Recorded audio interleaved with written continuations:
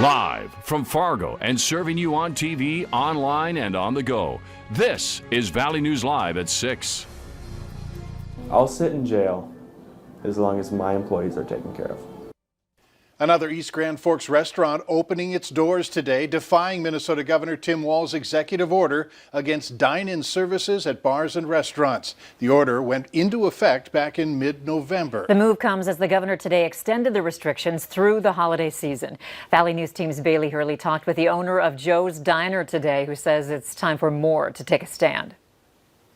A bustling kitchen and dining room have been music to Joe Bushaw's ears today, saying the first day back open in almost a month has come with long wait times and kind customers. People are being extremely generous today with the tips and the good words and the...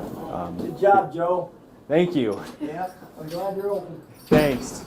And that makes my day. Despite being relatively new to town and opening in the thick of the coronavirus pandemic, Bushaw says business had been good, but says when Governor Tim Walz shut them down last month, his diner went from making $5,000 to $8,000 a day to just $50,000. Breakfast food does not sell as a to-go. Nobody wants leathery pancakes or slimy eggs or soggy toast. He says because of the nature of the temporary order, his employees couldn't file for unemployment and says businesses on the North Dakota side aren't hiring. They didn't have money for rent, they didn't have money for their electric bill, they didn't have money for their phone bill. And he says that was the last straw. I'm here for them, and when I can't help them in any way, it hurts. Bushaw says he already received a call from the Minnesota Attorney General's office today, who he says threatened to fine him $25,000 a day or for every hour he remains open. But Bushaw is standing strong, saying it's his constitutional right to be open, and says he will fight against the state of Minnesota as long as he can. The judge would have to close me. A stance he hopes more businesses will take too. In East Grand Forks, Bailey Hurley, Valley News Live. Bushaw says since he opened in August, none of his employees or customers have tested positive for COVID-19. He says his diner has extra cleaning precautions in place with tables 6 feet apart, and he requires masks when not eating or drinking. The governor's 4-week dial back was set to expire in 2 days, but as we mentioned, it's been extended through the holidays, and that's not the only move he's making. Valley News Team's Courtney Lockey is here to break it all down for us. Courtney? Thanks, Mike. The governor is receiving pushback on the extended order from hospitality and local business owners who vow to open their doors regardless of the mandate. But Walz says we aren't out of the woods yet, and we need to continue taking steps we know will help bring down our numbers.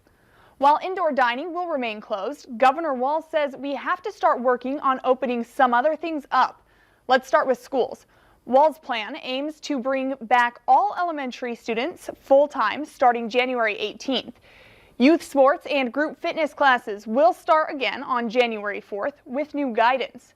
Gyms and fitness studios will open back up with 25% capacity or up to 100 people. Masks and social distancing of 12 feet will be required. Outdoor entertainment spaces will also be allowed at 25% capacity. Indoor entertainment will be closed until at least January 11th. With all this work we've done, we're still reporting 92 deaths of our neighbors and our fellow Minnesotans today. That's the reality we're in. We've lost more Minnesotans in a 6-day period than we lose an entire year on our highways on any given year. Now, the legislature recently passed a new $216 million COVID-19 relief package, which includes direct aid to businesses impacted by the lockdown and an extension on unemployment insurance. Guys? All right, for a full breakdown of the governor's new order, download the VNL News app. You can find this story on our homepage. Looks like we've settled back into a pattern of cloudy skies and double-digit temps climbing to around the freezing mark during the day. What will it be like tonight? Let's find out from our chief meteorologist. Hutch? Mike, thanks so much. Flakes are flying and they are making their way into War Road. Now, yesterday from Roseau County south into Beltrami County, we had reports of 2 to 5 inches of snow on Tuesday. And now the flakes from tonight's activity are marching into that same area. Grand Forks has seen enough to coat some area roads with a layer of slippery, and there's more on the way for you. Let's take a look at that radar. We can see here the blues areas where the snow is in northwest Polk County moving in towards the Argyle area.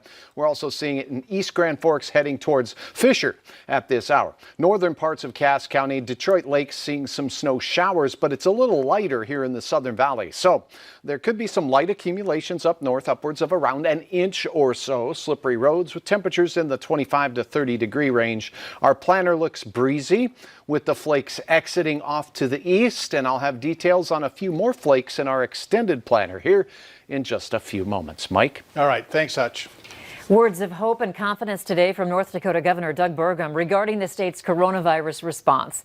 The governor said rapid test, new therapeutic treatments and vaccines will help North Dakota in the fight against COVID-19. So far, health officials in the state have received over 6,800 doses of the Pfizer vaccine. 831 doses have been administered to healthcare workers. 13,200 doses of Moderna vaccine have been ordered, and vaccinations in long-term care facilities begin the week of December 27th.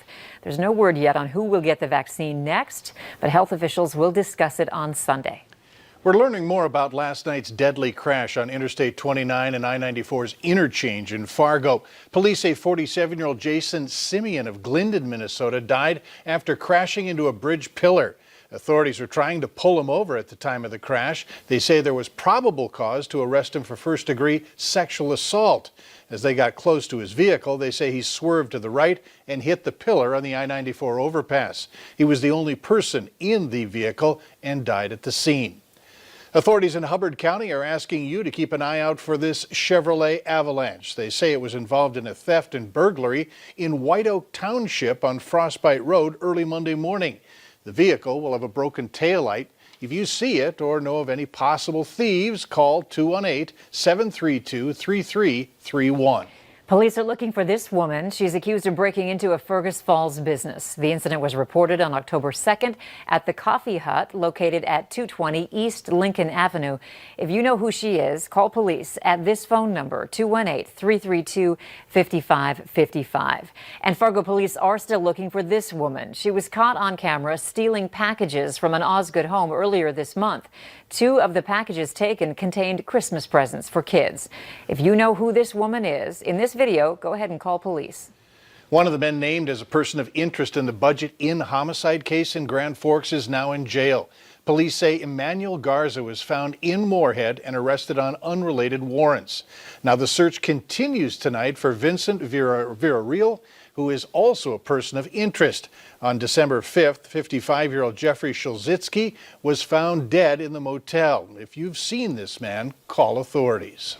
A warning about holiday decor and pets this holiday season after a woman from Moorhead says her cat was shocked after chewing on Christmas lights.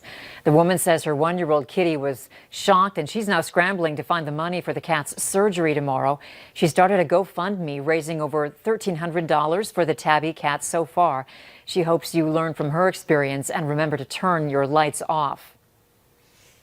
Your cat's out of your tree, maybe turn the lights off every once in a while when they're around it. Just make sure they're not chewing on any wires. After doing a quick Amazon search, we found a safe cat repellent spray that you can buy to keep areas pet-proof. It's about $20. If you'd like to donate to Honey's surgery, you can download our VNL News app and click on this story. Later on Valley News Live at 6, which local agency is giving well-deserved high fives to people working the front lines of this pandemic? Temperatures pretty mild for this time of the year, near 30 degrees in Fargo and in Grand Forks, but we're dodging a few flakes out there. You'll want to take it easy on area roads. I'll have the latest on where these are heading and what you can expect as we close out our work week coming up right after this.